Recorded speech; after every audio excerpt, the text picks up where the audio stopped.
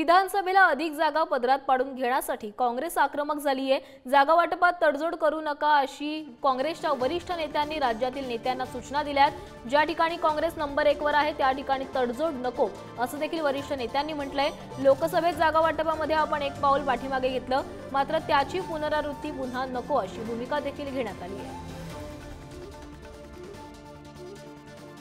तर या संदर्भात अधिक माहिती देत आहेत आमचे प्रतिनिधी अजय माने। अजय, विधानसभेला लोकसभेमध्ये आपण माघार घेतली, पण आता विधानसभा निवडणुकांमध्ये कोणतंही पाऊल मागे टाकायचं नाही अशी भूमिका आता काँग्रेसने घेतलेली आहे। काँग्रेसच्या या भूमिकेमुळे मवियामध्ये वाद निर्माण देखील होऊ शकतोय।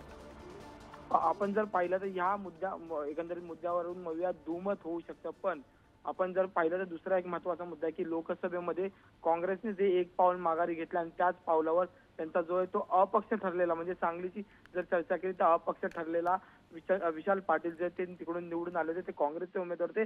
पण काँग्रेसच्या भूमिकेमुळे मवियामध्ये नेमकी काय आता त्याचे पडसाद उमटतात हे बघावं लागणार। धन्यवाद तुम्ही दिलेल्या माहितीसाठी।